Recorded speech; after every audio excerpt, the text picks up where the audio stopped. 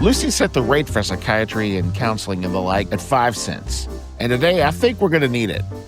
We're talking about the saddest little Christmas tree ever dragged across the stage, a kid who keeps trying, and why a cartoon just over 20 minutes long still lives in our brains. So pull up a chair because we're going to dive into the absolute prototype of television holiday specials. It's a Charlie Brown Christmas, and today we've got seminary grad, clinical director of Tin Man Ministries, counselor of 35 years, and my old roommate from the first grade, my brother Phil Herndon.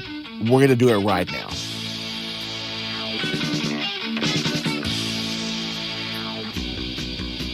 All right, welcome in. This is my guy, my older brother, Phil Herndon. He is the clinical director of Tin Man Ministries. Been at it for 35 years in the currently in the Nashville area. Well, I say current, like you just moved there. Anyway, you know what's going on. Tell them. Yep, 21 years currently. Love my work, develop coaches, therapists to hopefully help other people. It's based on the whole Tin Man story. You know, Tin Man used to be a human, lost track of his heart, and through relationship reclaimed it. So kind of the backstory of the Tin Man. His name was Nick Chopper. He was a human and lost heart, and we help men and women get it back. I didn't know that. I mean, I knew the Tin Man story. I didn't know he had a name. I didn't know he was a person. Yeah, it's crazy. He fell in love with a Munchkin girl, and her mom didn't want him to get married, so she had the Wicked Witch curse his axe. So ended up cutting off an arm and went to the tinsmith and like, hey, replace my arm. I cut it off. And then other arm, both legs, what he couldn't get rid of. He couldn't get rid of his grief and lament for the woman he loved. And he couldn't stand the grief anymore. He went to the tinsmith and said, hey, just cover all this up. And the tinsmith said, man, you don't want that. You don't want to do that. And he's like, yes, I do. I can't stand it. So the tinsmith covered up his heart and then gave him an oil can and said, you be sure that you pay attention to what's going on and you use this oil to get your joints lubricated or you won't like it. And he did what a lot of people do. He went back and used his intellect and his willpower and work. And instead of paying attention to his heart, he lost it and he got frozen. So when Dorothy and the Scarecrow, the lion is not on the scene yet. When the Dorothy and the Scarecrow find him, he's frozen. And ironically, which I think is a brilliant piece of writing, the only thing he could move was his mouth. He started telling a story and ended up getting free. And you'll notice at the end of the show, by the way, the movie, the mayor gives him back his heart, but he doesn't give him a heart. He gives him a clock. And the clock is just a reminder that he never lost what he had. He lost track of it. Oh, wow. He always had a heart. He just had a clock to remind him. And so we help people pay attention to the reminders. They do have a heart. They just may have lost track of it. That is very cool. Help our staff do that. If you want info or to contact, I will link everything to the page. It'll be on the show notes, and you're available there in Nashville. Yeah, we're nationwide, 5 countries. Excellent. Do a lot of virtual work. So all right. The reason I drug you in here is because I don't know if this story has the background of what you just described from a great movie from 39? How old is that thing? That thing's old. Probably about then. This is another piece of Americana, 1965. The Charles Schulz, Minnesota-born Charles Schulz, which is always reflected in his cartoon strips with the ice and the snow. Charlie Brown Christmas special. So I have you in here for this. Let's talk about it. All right. So it opens up. Every kid knows this. You, my man, you just made it into Gen X by about half an hour. Yeah, it was really close. February of 62, so just over a year. Yes. Or just over 2 years. So you're one of us, but you dipped your toe with young boomer parents. So you've got a different perspective. This thing came out in 65. It was 10 years old and on reruns before I started watching it. It was on CBS for years. If everybody remembers, I'm going to play it now.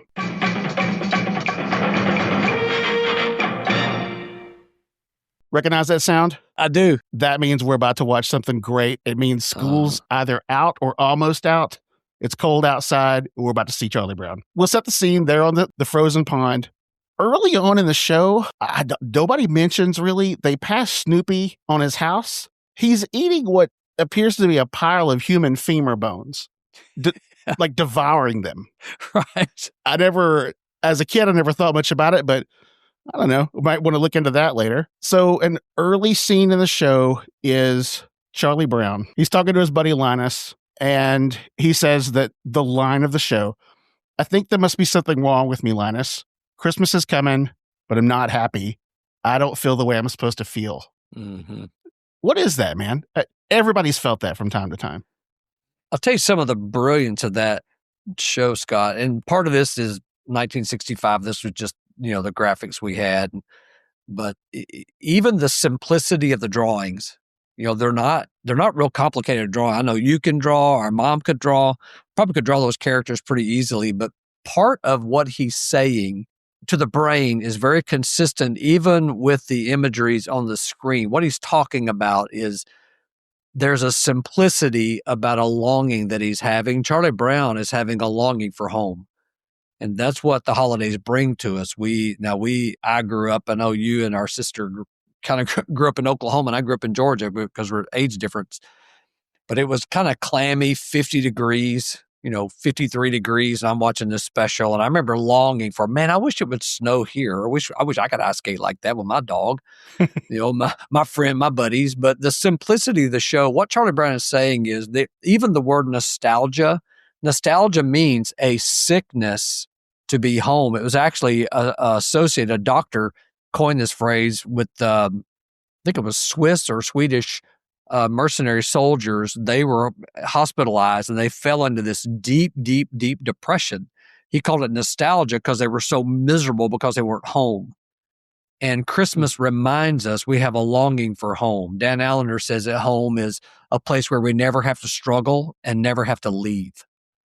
And so these simple little characters. Charlie Brown's talking about something really simple. He really was one of the first characters that told the real truth about the season that underlies the season. Like it creates and activates a longing that we have for home. And in Christian faith, we know that Christmas was actually an invasion of light into the darkness. So there's really deep theology and deep anthropology in what Charlie Brown's saying, because Linus is like, what's the deal, man? This is a great time of year. And Charlie Brown is saying, yes, it is with the trappings, but underneath the trappings is longing. Wow. Well, to break that up, Snoopy walks by with the cool jazz playing, a box of lights like he's going to go decorate at Ski Island. That's a background of the show later. Lucy at her psychiatry office. She starts out some of her advice to Charlie Brown as they say on TV. Mm-hmm. So this is some sage wisdom coming. Right. And so she lays down what might be. So is that part of the story? Is that Charlie just looking for that answer? Yes. He's wondering, what is wrong with me? And listeners, there's probably no one listening to this podcast or any other this time of year in particular that's not asking that question. But, both of our parents are gone from the earth. And this time of year, though, in our family, it wasn't super duper special, but fun. We were kids, and we all think no matter what age we are, there's something going on under the surface of life. The book of Ecclesiastes lays that out, biblically speaking, that there's just something on earth. It's never going to quite scratch the itch that I'm having. It just doesn't do enough to make it okay. So Charlie Brown he's looking for a label. Like, what do I call this? And she's throwing out all these crazy phobias. Right. Maybe you have this and maybe you have that. And so he's searching around for I know something's going on with me, and I know it's going on with Christmas, and people around me appear to be all festive, and I want to know what to call this as I have it. It's called he's longing for home. He doesn't know what to call it. Wow, that's strangely beautiful in a mid-60s cartoon. Yeah, Schultz, you even mentioned, it's not a mistake that Schultz is writing and drawing about home. Mm-hmm. He's from Minnesota, so it's snow and more snow and ice skating, and don't miss that as you watch the show. Schultz is writing a story that he later, I know we're going to get to. I'm sure we're going to get to this. He's writing a story of children, particularly this child, that is part of the bigger story that is told later, but the whole backdrop is this boy is longing for home, and he ends up being the one that we most relate to amid all the festivities. And he's Right. wondering, what do I call this thing? And then he has all this stuff going on around him, like his dog with a box of lights and all that stuff. So it's a profound picture from the first scene of Charles Schulz writing scenes of his home about a child looking for home and looking for what to call what's going on amid all the festivity. You know, even the support, even the side stories where he's helping his sister Sally write the letter to Santa, and she just wants her fair share. And Yes. money's fine if he can't get the dresses. Mm-hmm. And something inside Charlie Brown goes, that's just not right. No, Right. This is all off. Right. So the kids make Charlie Brown, and there's no spoiler alerts here. If you've not seen this, you've been living in some Peruvian tribe in the jungle, and they've probably seen it. You've probably seen it. Yeah. So they make Charlie Brown the director of their Christmas play. And Lucy comes up with that idea quickly. Is very un-Lucy like. We find out a few minutes later that she's got her eyes on Christmas Queen. Chuck looks like an easy mark to make sure that happens. Yeah. A quick story about this. When they send him off to get a Christmas tree, and they say, get the shiniest aluminum tree you can find. And one of them suggests even make it pink. That sank aluminum Christmas tree sales in the U.S. Huh. They used to, it used to be a thing in the 50s and early 60s. The trees were made of aluminum, and it was, kitschy and mid-century. But after they dolloped this little tree, again, not to give it away, you couldn't find one after that. It's kind of cool. Did not know that. Glad to hear it. And remember, 1965, this is mid-60s, lots of upheaval in our little part of the world, in the U.S. And fashions are changing from the men had the hair grease and stuff in the 50s, but it was white shirts and rolled up jeans, and all of a sudden in the 60s, just bell bottoms and wild flowers and bright colors.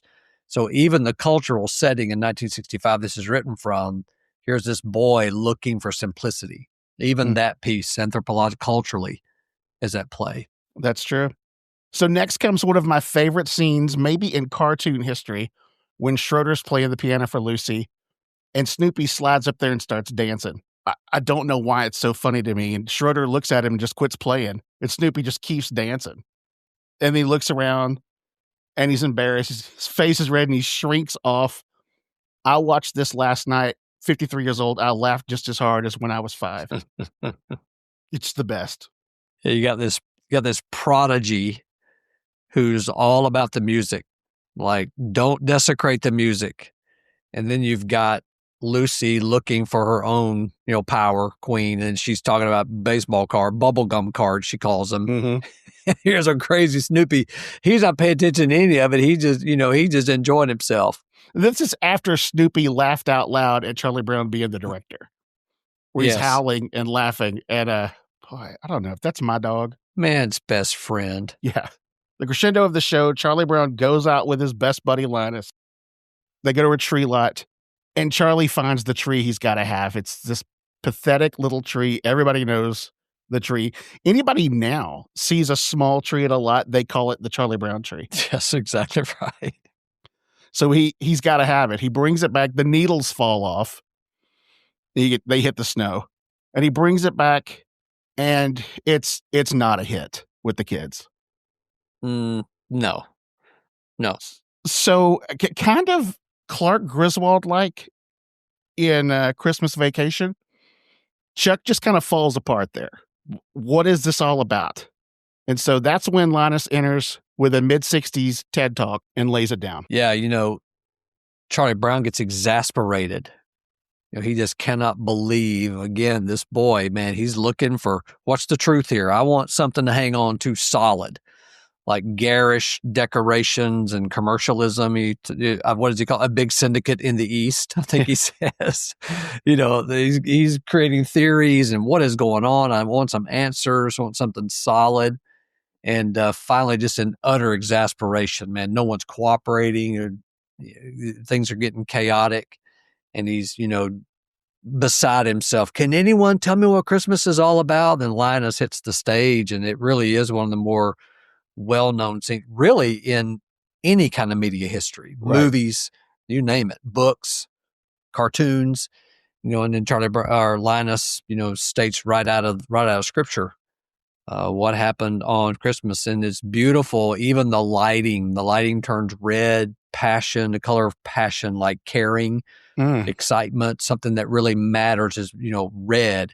Someone really embarrassed, they're beat red with passion, red with effort, like even the color of the scene. And but yet such a superimposition of Linus very calmly. He's not, the light's red, but he's not. He's just telling the story. That's a beautiful juxtaposition of how all the passion and chaos and turmoil around everything. And he goes, lights, please. And there's a single spotlight on him, and he just tells it. And it's very, very much like the Christmas story itself. This chaos is going on. Every selling of sacrifices and the marketplace and all this hustle bustle, the census, and around the bend, out of all that chaos, God incarnate came to earth. The quietness of all that. And so it's such a beautiful, emotional kind of what we call right brain picture. He's mimicking Christmas.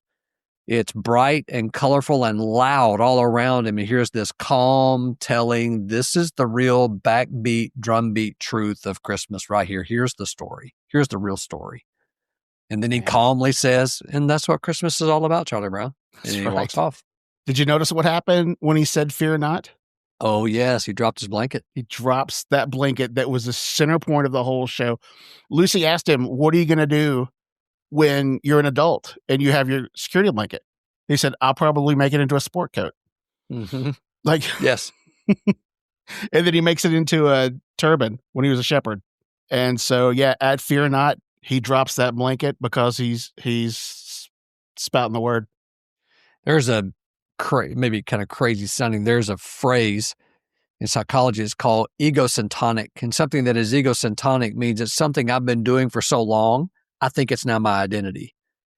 And it's almost as if Linus has been carrying that blanket for so long, doing all these different things with it, like we put on different masks, and then it's so much a part of him. And then when he's in the middle of the story and he's heralding the coming of the king at Christmas, he then drops it.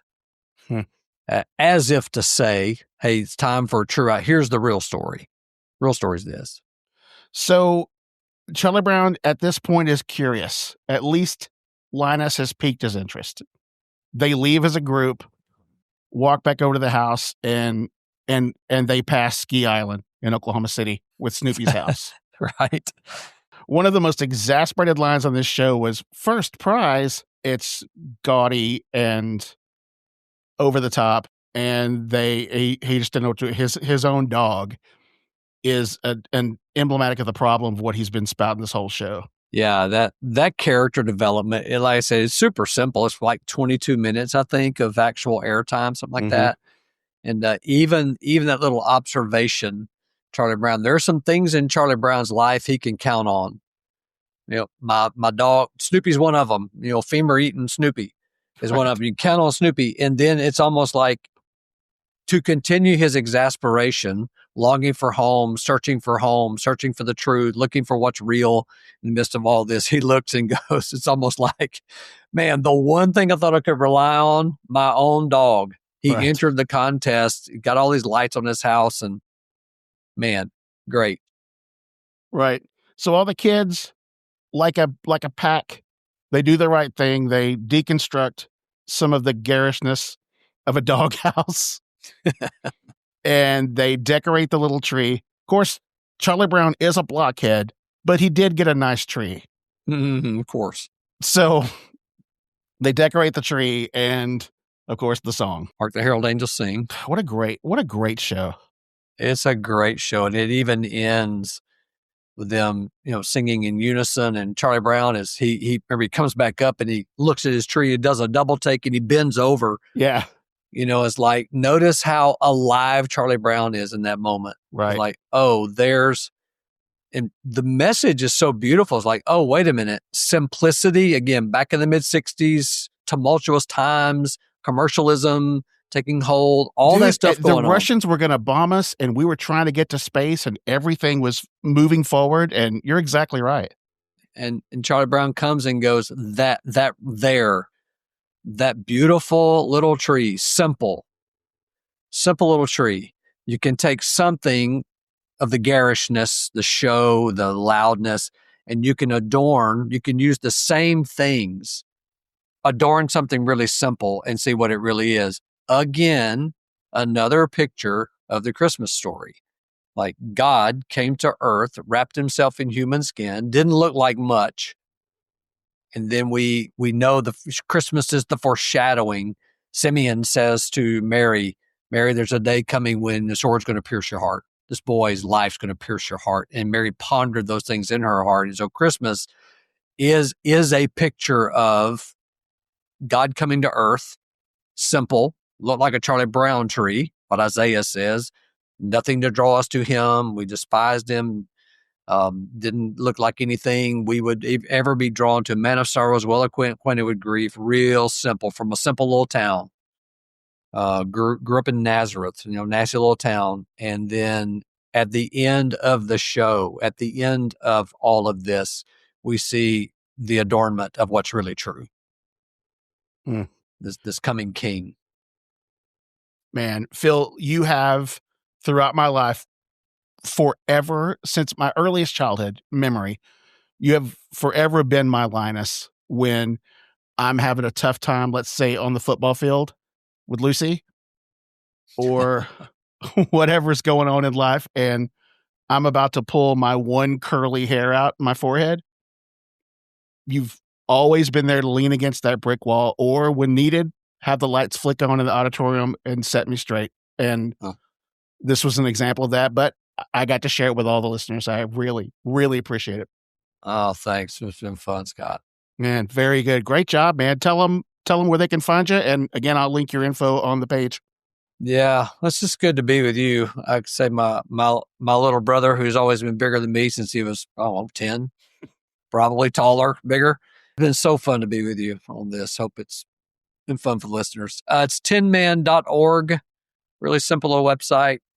Just click on there. By the way, lots of resources, other podcasts we've done, teachings, videos, some things on there. Really, hopefully that will enhance your life emotionally, relationally, spiritually, and otherwise. And the website's there. Email addresses are there if you want to email any of us. And would love to help, and hope you have a very Merry Christmas. Very Merry Christmas all. Thank you, everyone. Philip, thanks for your time, bud. Loved it.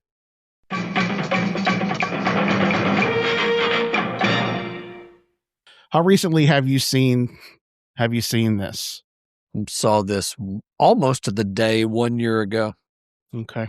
Thanks for digging in, doing your homework this week. Yeah, I meant to do that.